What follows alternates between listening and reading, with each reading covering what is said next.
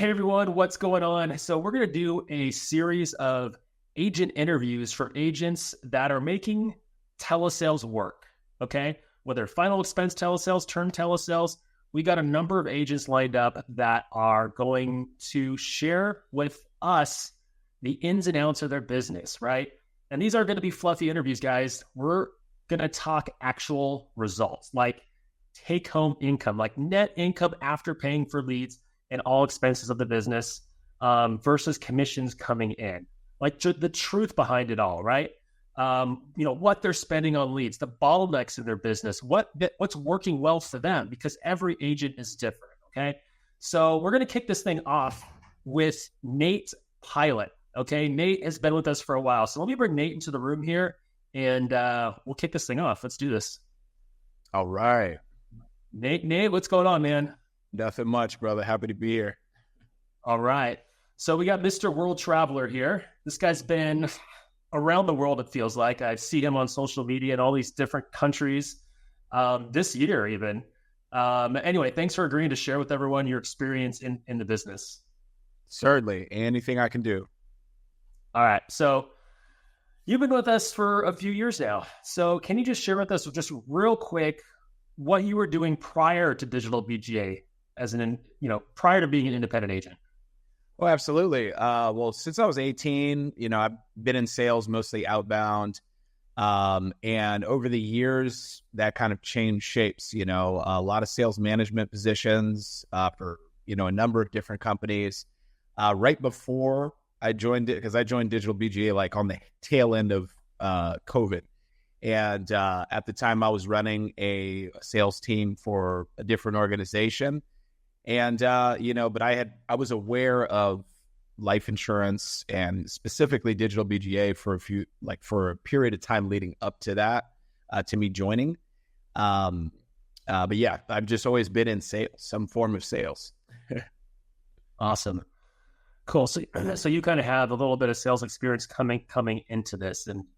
And guys, Nate did a video with us, I think last year, where he showed his whole setup, like almost like a crib style video. We'll link to it but below here if you want to learn about Nate, his setup and all that stuff. But Nate, let's dig in here, man. Let's really get into this business, because I want to show other agents the specifics. There's a lot of stuff shared out there that seems like they're vanity metrics, like it's, you don't really know what to believe. So I want people to hear from you, and I want to share a bunch of your numbers, straight from screenshots from our data. Like, you can't make this stuff up, right? And have a conversation around those numbers, what it means, how you got there, and maybe things that you could be doing better, things like that. But yeah, let's start just like basic stuff. Let's describe your setup. So looks like you're at home right now. Is that where you work from? Yeah, this is my apartment here in Santa Monica, California. Hey, Jeff, I've been wearing this same outfit for like 3 years. That's your telesales uniform? Exactly. All right. So you're on a laptop right now. Is that where you make your calls? This is where I make my calls, and, because it was suggested early on to have dual monitors, and I believe that that's the best way to go. Seriously, get dual monitors. I'm very simple. I just have my laptop, and I kind of divide everything on the screen, and I navigate that way. And other than that, it's just all the tools provided and suggested by Digital, primarily the CRM, which is amazing, one-stop shop. But also quoting software, FEX toolkits. I use DialPad to dial. I have I only have 2 numbers with DialPad. I don't even need the extra one. But that is it. And then there's just different software like Ben Mueller's Mail My Client. I use that to mail it's amazing. That was a game changer in the last 4 months, because I was running down to the post office like every other day, mailing out all these policy packets. But that is it. That's it. Okay, awesome. Now, what is your work schedule like? Talk to me about that. You working 40 hours a week? Oh, man, Jeff, I aspire to work 40 hours a week. I'm always kicking myself. Oh, Nate, come on. But the fact is I don't work for anybody, so I could be the worst and best boss I've ever had. And frankly, I have not found that I on average, I'd say I'd probably been working 3 to 4 hours a day for the past 3 years now. Not as a brag. It's really, I there's a lot of other things that I like to do in my life, and I encourage everybody to work a lot harder than me. But I, Nate, we're gonna have to have a talk after this video here. I know about this 3 hour, 3 hours a day of working. But but you're able to do this. It's obviously this is a lifestyle thing for you, right? So you're working 3 hours, 4 hours a day of actual, being in front of your computer, making calls or taking calls, presenting, whatever it is, right? What do you do with the rest of your time? Well, the rest of my time, I'm very heavily involved in a number of different, volunteer organizations here in Los Angeles, working with the homeless, working with drug addicts and alcoholics. My church, the gym. I love, you guys probably know for a long time, I've loved boxing. I love being in a gym. And there's other things that sometimes call my attention. And frankly, it's an area of improvement for me. It's something that's, it's not every day, 3 to 4 hours. There's some hours I'm going a little longer, so finding that balance for me, frankly, has been tough, but it's all due to me, Yeah. Awesome. So you're able to do the stuff that's really fulfilling to you the rest of your time. So you can only working your 3 hours a day. It almost seems like I'm like, are you even working, Nate? I'm just kidding. No, but to see the numbers that you put up though in just 3 hours a day is incredible. But it goes to show you just what a focused 3 hours a day can do for you, because I think a lot of agents kid themselves on how much they're working. They may be in front of their computer for 8 hours a day, but are they actually doing the activity? And I would bet most agents that are struggling out there are in front of their computer most of the day, but they're working less than the 3 hours you're working, like the actual work that goes in there. I'm aware of the possible distractions for everybody. I don't know what each person, there are distractions that I've had to, forcibly eliminate. I don't have social media. I have like Facebook, but I never get on it. I got rid of Instagram. I got rid of all these things because just like you said, when the cameras are rolling and the lights are on, and I've got to be on the phone. I've got to have things if I'm doing Facebook leads, I got the dialer going. If I'm doing TV leads, I'm in the queue because that time on the phone, like that 3 to 4 hours, that I'm looking for that in talk time. All that others, all the admin stuff and things like that. That has to be paid attention to as well. But I want to get 2, 3, 4 hours a day talking to a live human being, and that is possible through digital BGA every single day. It's just that putting in the work is that's of paramount importance, because in my opinion, if you're not seeing yourself on the dialers, on the top dialers of the week, posting, or the top talk time of the week posting, that's an area of concern, because closing ratio and, what's going on, whether or not your deals are closing, if you're delivering the pitch the right way, that can all be worked on. But those areas, activity is so important. In my opinion, one of the most important things. For real. Definitely. So Nate, tell us what type of leads that you work. Certainly. So when I started with digital, as soon as I started near the beginning of the TV ad campaign, and I was advised to start with TV leads. So I did. And I got over time, I got all my states. I started with about 20 states, and then eventually I ended up with 46, which I maintained. That, however, I believe is not totally necessary, but for me, I felt like, if I'm getting in this, I'm getting in this. Like, why stay at like 12 states? I wanted to be in all pods. The system's changed a bit in very, very helpful ways.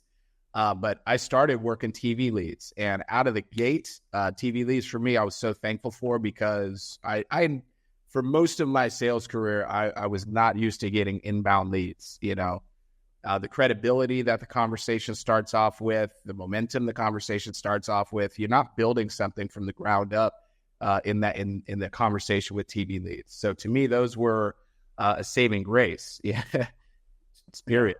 Yeah. So you work TV leads, but now you made a little bit of transition. Yes. I made a little bit of a transition over to Facebook leads, which for me, I took some time before making that decision. I've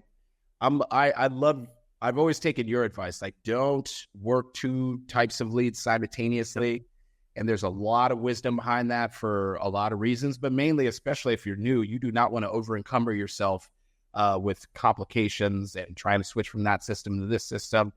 But yes, I switched to Facebook leads, which are all outbound, which I actually don't mind. Okay. Awesome. And I know probably a piece of that is just the market conditions right now for TV. You've seen a big price increase over the past, since the beginning of this year. It's been creeping up because of the elections that we're competing with in TV.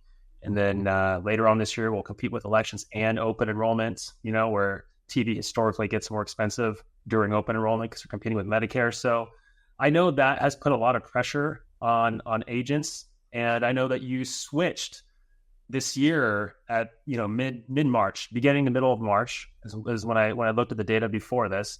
It's when you switched to working Facebook leads.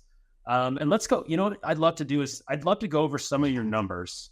And so we can show everyone out there kind of, what you do and put some color behind that, like what it takes to get there.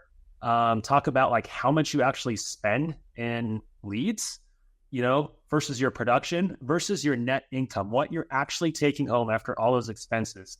That's not really shared a lot out there. And I want agents out there to understand, what you can do in this business, working 3 hours a day and then doing what you love, boxing every day and and all that. So here, I'm gonna share some data with you. Go ahead.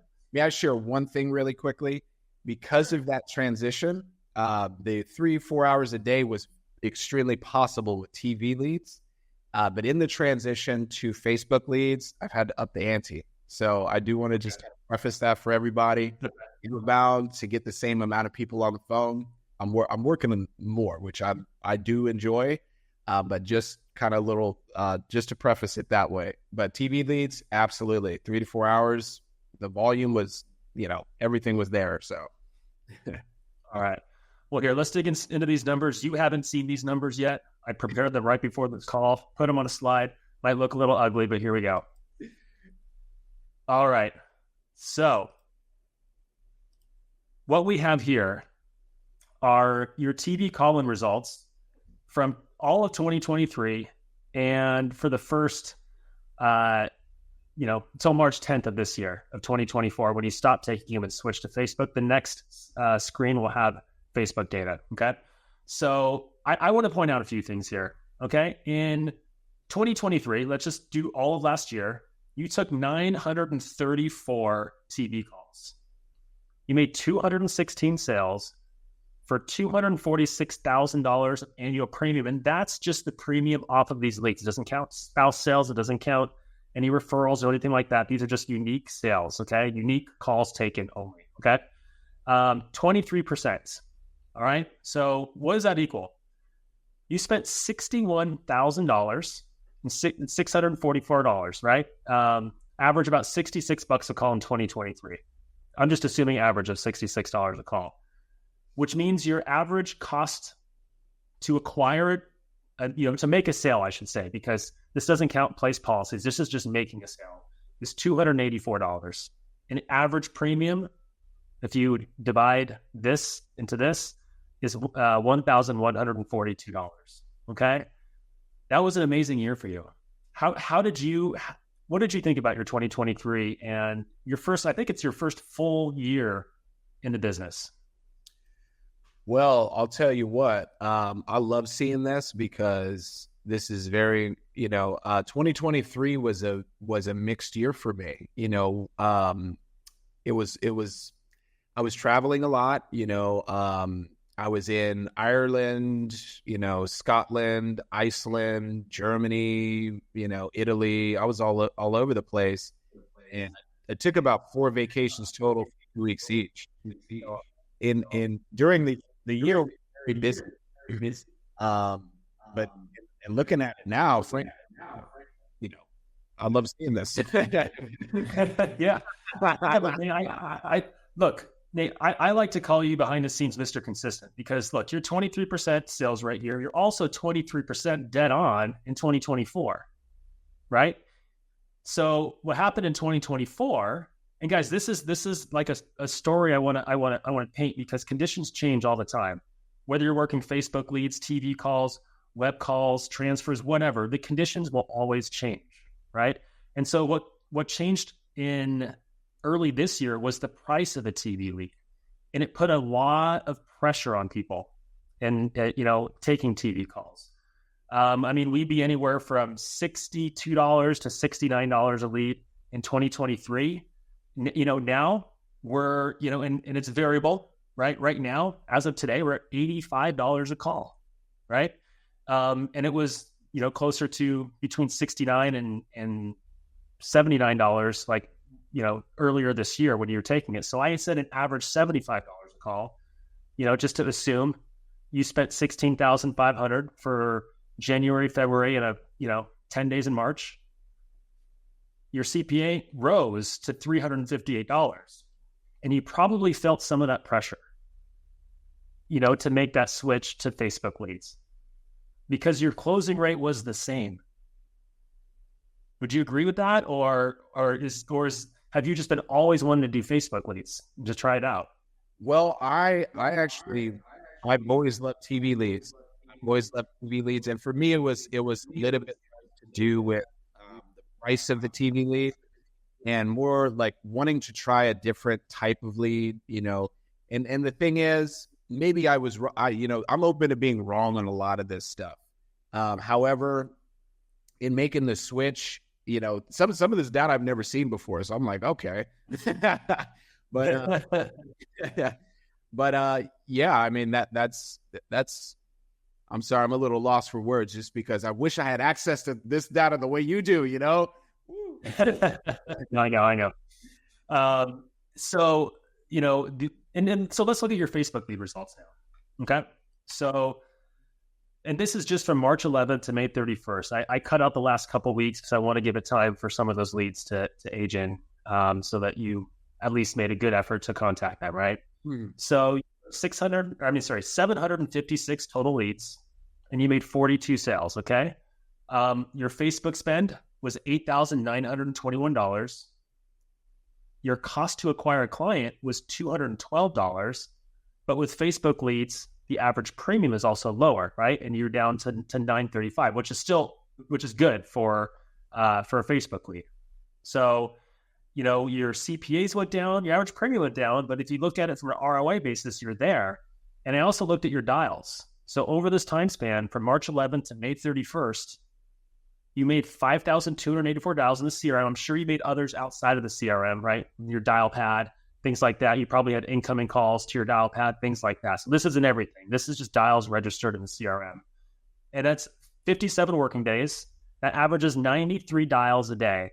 And what you said, you're working 4 hours a day or so? Roughly. I've increased it slightly. I'm still going 6, 7, 8.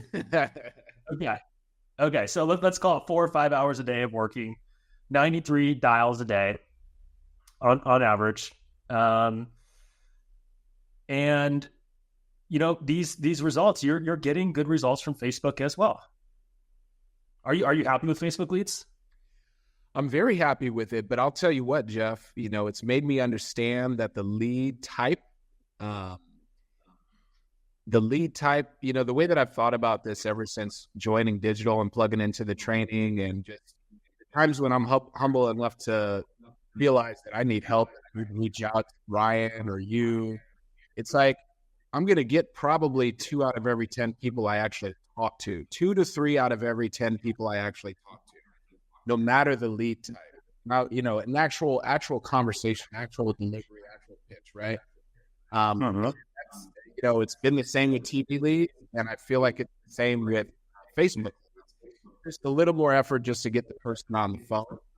But the math works out, and I think if people are following the system, following the script, then those results you can get better. Like, I feel like people can get a lot better than me. But you take that same amount, the closing ratio, and you multiply that over 2 more hours per day, like an hour per day, the results are already in the mix. And I maintain that the only reason I've ever fallen short is myself. I think any type of lead that digital offers, I don't see how it couldn't close at least 2 to 3 times out of 10. Yeah. No, that's good. That's good insight there. Now, let's look at, so one thing that I found when I was looking through data here, I want to show on this next slide here. And I thought this was a cool stat. I've never looked at stats like this before, but when I was going through like your sales this year, let me get there. You have follow-ups that you've made sales on this year from 2022 and 2023. So up to June 9th of 2022, you initially talked to this person, for example, and you made a sale.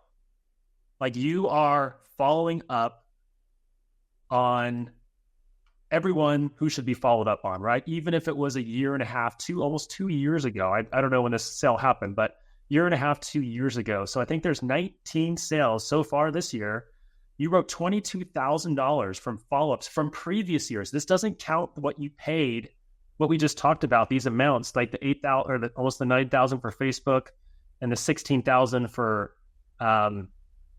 your TV calls. 22,000 with, from previous years leads that you took. And I'd love for you to speak to kind of what your process is to go back and contact your old follow-ups or even your old leads. Great question. I would say just not overthinking it. In my best moments, not overthinking it. If the lead is there, and here's the thing, the CRM is such a wonder to have. Like, it's such an amazing gift to have because, and if I see that I didn't disposition it as not interested, I'm calling it, and I just not overthinking it, not overthinking the notes I have in it. The fact is, if that person's not a policy yet, I should be ringing their phone. Yeah, absolutely. And so we have different queues in our CRM, right? You have your sales made queue, your enforced queue, your follow-up queue. And so follow-ups, people who you've spoken with, you have an established business relationship with, you can contact them over 90 days. And so that queue can be dialed on. And I can see you going through that with just these right here, right? And so, that's one of the things that I love that you're doing here is you're using the technology, the follow-up queue, and going through all of your follow-ups, no matter how long ago it was. You don't prejudge if it's 2022 or 2023. I think there's a lot of things other agents can learn from seeing this slide, right?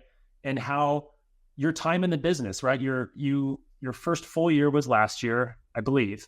And 2 years, maybe a year and a half of leads and follow-ups resulted, like, you will earn more money every single year in this business because you're building a database of follow-ups of clients, even of your lapses, guys, like even your lapses. And I know you go back and rewrite your lapses too. I see rewrites come through for you all the time. Well, Jeff, that's a powerful point because some of those things I wasn't even aware of were a possibility until you took me through some of that in terms of rewrites. And I want to make clear in the CRM, just like you said, there's different queues that your leads can go into, but and an important thing is take in copious notes. Take note on every person you come with, and don't overthink the note as well. And it's important if you end up with somebody that you didn't have the best conversation. Maybe they got belligerent. There's sometimes are people that you talk to, they might have an attitude, they might get aggressive with you. Rare, it's not a very common thing, but if it happens, ended well. And when you call that person back, don't put in like a bad conversation. Like, don't set yourself up failure with fact is, you could close that. Remember who you were 5 days later. We did get a policy. Call that back. And that's Tim. After I've been around for a little bit, is rewrites. Rewriting these lapses. I used to get so scared when you see a policy line. And it's not a big deal at all. I used to have with calling people that I am like, oh my gosh, they're calling me back. And just overcoming that fear that on the service side of the business, that's gonna ping me, because you can't rewrite business. Cover it. So if you're new, because you do leads all the time, you'll have a book of business for a very short amount of time. You can rewrite, you can add color. I encourage you, take some of the things that I wasn't pull up to do a policy or if you can all people on their birthday, opportunities to say, hey, by the way, lining, they want to increase coverage after surgery. Real variant of that, rather. And, that's another opportunity to dig into everything. The tree that has 40 branches, new policies you can write, family members and refer. It's not just the lead. It's Absolutely. That's a great way to view this business because, a lot of agents have this mindset where everybody who tells them that they're not interested, they're done with that. They forget about it. I would say 95% plus of people will touch somebody who tells them they're not interested, right? Or somebody who, you got a follow up and then you call them a bunch of times and then they just threw them away, right? They're not going to follow up with them again. You have people here, we're demonstrating right here over a year and a half that you just keep following up on. And that database of follow-ups, is an asset to your business, an asset that spins off money. So the more leads you take, the more follow-ups you're getting. You're building that follow-up database, and and it's going to make you more profitable every month, every year that goes by as you build that up. And so on the next slide here, we're going to talk about your actual net income that you've shared with me. I'm going to back into some of the numbers and show you some of your numbers. But that will continue to go up. I mean, even if you work another hour or two a day, Nate, it's going to continue to go up. So it's those pieces of the business I'd love for agents to grasp, but they don't really think about. And I thought this when I saw this in your data, I was like, okay, I have got to share this with people because it's so valuable. And a lot of people don't look at that and they don't see their follow-up queue or their sales queue or even their enforce queue as assets. But those are assets if you cultivate them, you keep that nice and tight, as far as, statusing, where they are in the process. And you have processes in place to follow up like you have done with these. So well done, man. I'd love to see this data. When I saw this, I just shook my head and smiled. I'm like, of course, it's Nate writing 19 apps for 22 grand off of stuff he got a year or two ago. All right, let's go to the next slide here. Oh, that's awesome. All right, man. Here's you in New York. You are profiting $10,000 to $12,000 a month working. Now you're working 4 to 5 hours a day. Last year, you're working about 3 hours, maybe 4 hours a day. So, as a telesales agent, you're doing the things that you love, right? The things you're passionate about, the things that fulfill you, working with the homeless, working with, with your church and all that stuff. And I just want to go through the numbers this year. So far this year, 5 months total. This is from January 1st to May 31st, 110 policies for $112,744 in total premium sold. That's not placed. 46 of those were TV calls. 42 of those were Facebook because you made that transition. And guys, I want to make it clear. So Nate and I had a small chat before this. He tried doing both at the same time, and it didn't really work out. Would you agree? Yes. Yeah. Okay.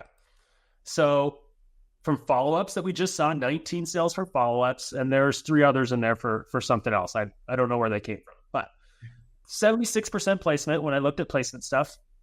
So, and we do placement based off of clients, right? So not off of total policies you submit.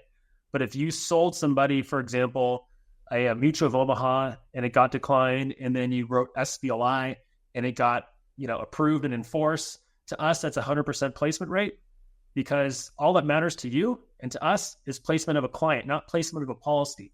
Placement rate at the carrier level, that's what matters to the carriers, but that doesn't matter to us. What matters to us is the ability to pivot and place a client. So placement rate is 76%. So estimated in force around $85,685. Your total lead spend, when we tally up the previous slides of the 16,500 and the Facebook spend, is about 25 grand. So you're averaging about $5,000, a little over $5,000 a month. And that's, a little over $1,000 a week that you're spending on leads, working the hours you're working, and you're profiting $10,000 to $12,000 a month.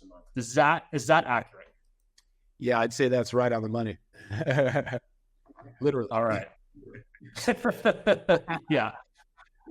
Yeah. So, not a lot of independent telesales agencies out there talk about net profit. They'll talk about their sales. They'll talk about all this stuff. And a lot of people think that because you wrote $112,000, that's what you're going to make, right?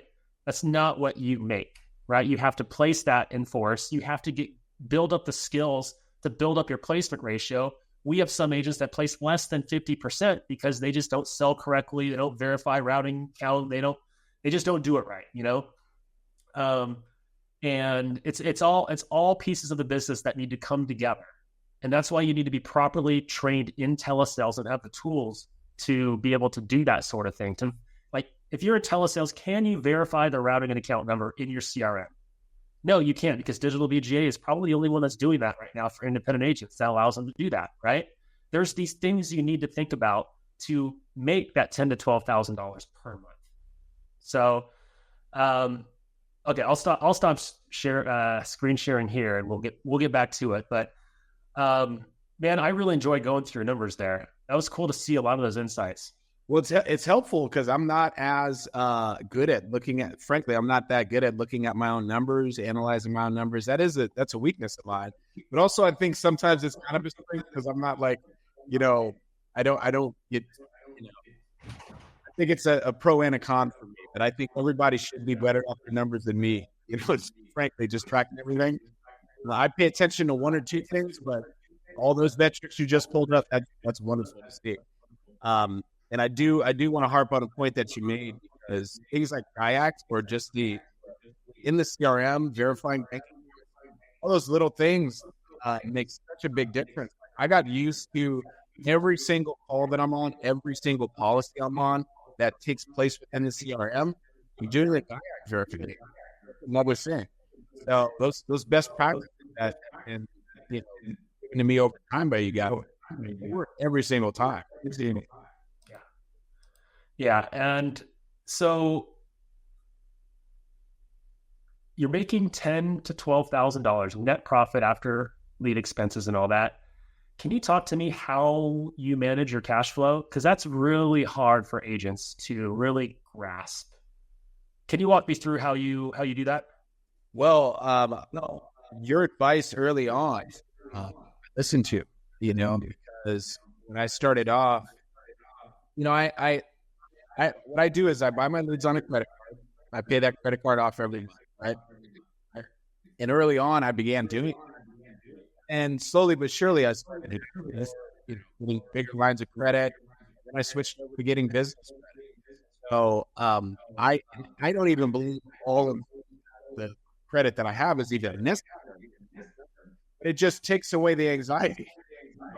I got I got a business line, business cards, like 50 gold in just credits. So yeah, just as I don't use all that. Right. Yeah. So I leave my credit card, and that's pretty much that. Cash flow, just get in the habit of constantly buying leads weekly. That was another thing I dealt with early on. Even though I knew I was going to make flows and make money, there was still that hesitant, just spending money. Just spending, so overcoming that, not regular commitment, regular. Every week I'm buying leads. As soon as these run, I'm buying more. Or it's CRM, it's set up on the auto, because that's so valuable. How did I life have leads? You're dead in the water. There, if there's weak there, have any lead. Hey, make some more savings based on what I got from last week. Not just if you're new. Yeah. Crash. I end up leads when you're on your phone for a week. That's very important. Thinking, oh my gosh, I only got 10 leads. These, I'm gonna give yourself enough rooms to start off with for Facebook leads. Start off with no leads. Leads start off with, I'd say, over 100 leads. Yeah, for sure. So you put all your leads on the credit card.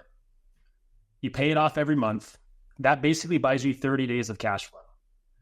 And so what happens after that? Do you take the rest as income, or do you leave some in the account? Do you take a salary? Like, do you take a certain amount and leave some in the business checking, or how does that work? You just take the rest as income, or what do you do? So I began in the beginning, I was taking the rest as income, but I started paying myself a set amount every month because I have very low money. I live in Vermont near the beach. It's a big apartment. But my other expenses are very low. I'm not a partier. I don't drink. I don't go out and do. I have a very. You travel the world, man. That's expensive. Hey, you're great. Let me be quiet. I want to realize, I'm humble. You're on a plane, the next day. Okay, you're right. Let me back off on that. I don't know. Yeah, so I do give myself a set amount every month, and that may adjust over time. You might feel like you need more, need a little less, I would say making this business in the beginning, making it a financial priority is extremely important. Got it. Appreciate you sharing that. So let's move on to something like let's talk about at different points in the business, agents have different challenges, right? And it varies month by month. So I'm going to ask you this question right now, and it's just for right now. So I'm going to ask you what your biggest bottleneck is in your business right now. Like, what is your biggest challenge for you? And I know it changes. It could change week to week, day to day, month to month. But right now, what is your biggest bottleneck in your business? So for me right now, there's just a lot in my personal life. I just had a very close friend pass earlier this week. Sorry, man. Thank you, brother. The month, they're whole week I was sick. So right now, I've come back probably 3 days. That presently is me because I just want to get back in. I want to. It's not like there was, but I like the 5 week. I like working every single day. My consistency that's changed over time. I've been frustrated and not reaching out for help. Mostly it's just being in being in my own head has been the big this business. Okay. Sorry to hear about your friend, man. That's terrible. Well, on the flip side, what's working really well for you right now? Working really well is just getting back on the phone. Phone, yeah, that dialer button and just fly. That's what always. You said something. prior to our call that, just getting into the business, getting on the phone, when you're having these rough spots in your life, it's kind of, it's almost therapeutic. It's, you have to be, you're somewhere where you're supposed to be, and you're doing something good, and it's just helpful in that regard. So I get that for where you are in life. What's working well for you right now. So advice for new agents, people that are thinking about life insurance telesales, right? Um, what's the minimum amount of capital that you would recommend a new agent start with? Well, I believe you should give yourself enough room, and when I got in the business, I had it in my mind that I wanted to have at least 5,000. Yeah. But I mean, I don't know if that's, um, yeah, but I do maintain enough room. So I would say, because I mean, you got to go through, you got to go through the education process. You got to start off getting, you got to get different states. There are a couple prepare yourself for, but I believe I'll keep that at 5 to 10. You may not need all that, because if you're starting off leads, you're gonna need it. Okay. So that's my opinion. Don't start off with an anxious amount of money that's on the sweat bullets. Have some room. So Absolutely. Yeah, you just want to make sure you give yourself a chance, right? You have to be able to work every single day and give yourself a chance. So what was critical to your success when you started out as a new agent? Well, starting off as a new agent, critical was literally the brokerage managers, fellow agents were always been of tremendous help, because digital VGA, being able to see people that are, they're doing the exact same thing as fellow agents. They're doing the same business. They're navigating the same frustrations on a daily basis, getting confused at the same points, asking the same questions. Maybe you were too afraid to ask that question. You didn't want to look like you didn't know everything. Well, they asked earlier. Who else answered that question in the chat? That is an extreme. And this helps. This time, people that constantly care, get practice. That's good on the digital being is absolutely tremendous. And in the chat community, every resource you can imagine, hair, medication, everything built in. I've always said that Nick, Riley Moody, I don't have been putting up in the lightest of my own. That people were made. And like Jeff was saying, but the stability of the business itself. Even the clients, have a hard hour conversation, sharing each other's stories. This is amazing. And from the beginning, fellow agents or leaders, absolutely incredible.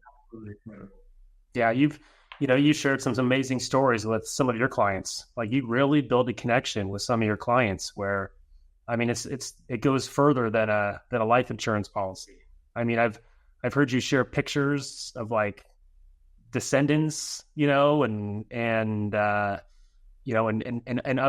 things that, where you're building so much rapport with people that they want to know you, and they're sending you stuff. And I mean, that's probably one of the pieces that is critical to your success, Nate. Like, the fact that you can connect like that. So, well, hey, your audio is kind of going in and out a little bit as we kind of get through this. So I'm going to wrap this up here. Hey, what is your why in this business? Like, what motivates you every day to push through those imperfections, to keep building, even on those tough days, those cold streaks, right? We all have those sales slumps, right? What's your why that keeps moving you forward? Well, my why, I'd say at the base level, is fantastic. My credo is, and it proves the 9, 10. I became an adult, which is whatever the ham do it. And to be to come into each day and feel like that's one of the fun. I don't know what the next day holds. I like focusing on day at a time, how to do that, and that I would say is a Awesome. Awesome, man. That's cool. I love hearing people's whys. Well, Nate, I appreciate you sharing all of this wisdom, this really this data. I think it's going to help a lot of people understand a lot of different aspects of this business. And, you give back a lot to Digital BGA, and I appreciate you coming on here and sharing again, like you always do. Certainly, brother. Hey, and Jeff, just thank you for the bottom of the word, even making this available. We do. So I'm great. Great. Thank you much, brother. Yeah, of course. Well, I'll see you at the mastermind in October then. That's right. Let's go. All right. Do it. All right. Take care, brother.